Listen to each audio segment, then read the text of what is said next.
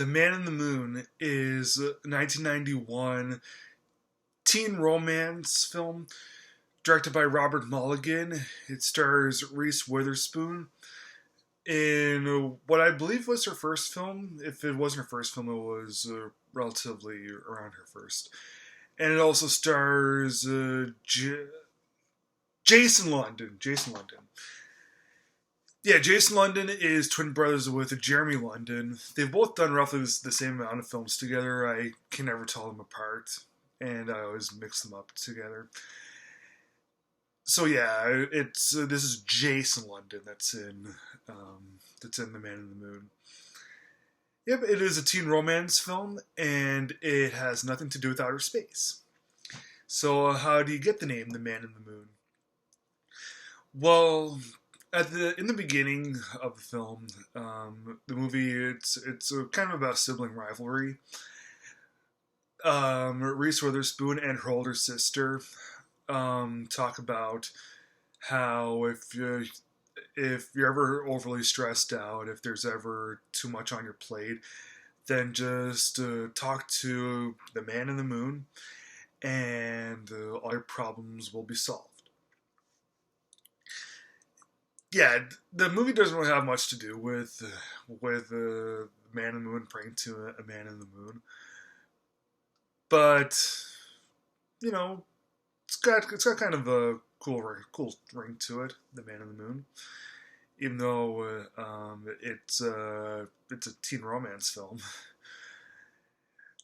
Now, I do like romance films when they're done right, and teen romance films are extra difficult to do.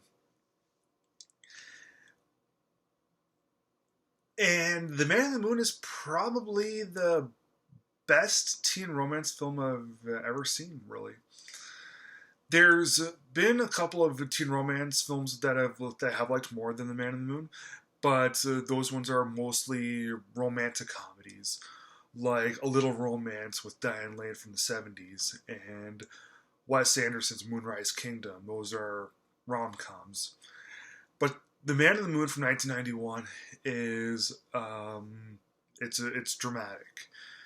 Not any bit of well. There's a couple of scenes of comic relief in this, but the movie itself 100% drama. So taking place in the 1950s, the movie is about Reese Witherspoon's character named Danielle, who lives in a southern town. I think it's like Texas or Oklahoma, Louisiana. So yeah, she lives in Louisiana with her older sister and a younger sister, and her mother, played by Tess Harper from Tender Mercies, is pregnant. And so it seems to be a nice, loving family.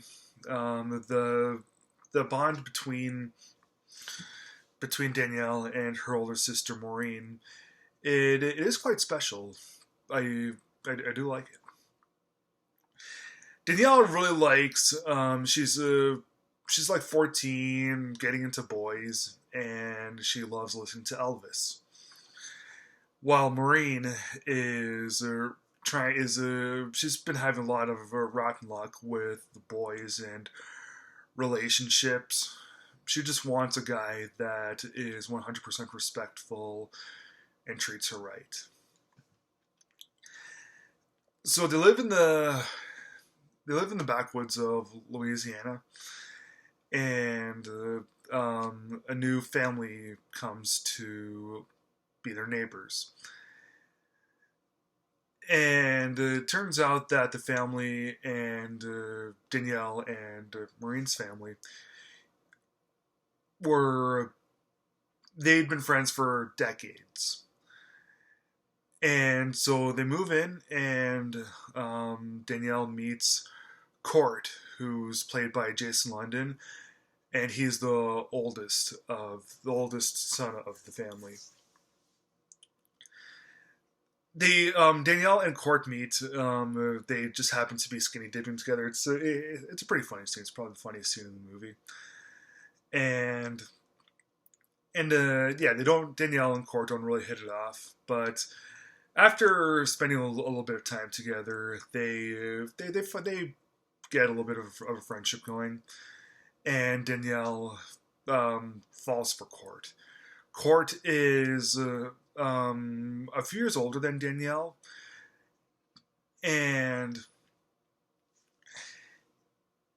yeah, he thinks of Danielle more as just a friend, but Danielle sees Court as a boyfriend. She really wants Court to be her boyfriend. But when Court meets Maureen and Court falls in love with Maureen and Maureen falls in love with Court, it just makes matters a whole lot worse for Danielle. Maureen's like 17 or 18. Danielle's only 14. So it's only natural that the older siblings would get together. But Danielle is still heartbroken over the whole thing. She feels very betrayed by. She feels very betrayed by her sister. Very jealous of the whole thing. She tries to win Court back. And yeah, the sibling rivalry here is very well done. It's kind of reminds me of Legends of the Fall, that thing with Brad Pitt and Anthony Hopkins. But as I said, this is it's got girls in the front drop, and they're teenagers. This movie is all about first love and how first love is always the toughest, and eventually tragedy ends up striking both sides of the both families, and that's really where the rivalry between Maureen and Danielle reaches its boiling point. It's really where the sibling rivalry is put to the test. So, right off the bat, Reese Witherspoon. This is my favorite Reese Witherspoon movie. It's my favorite performance of hers.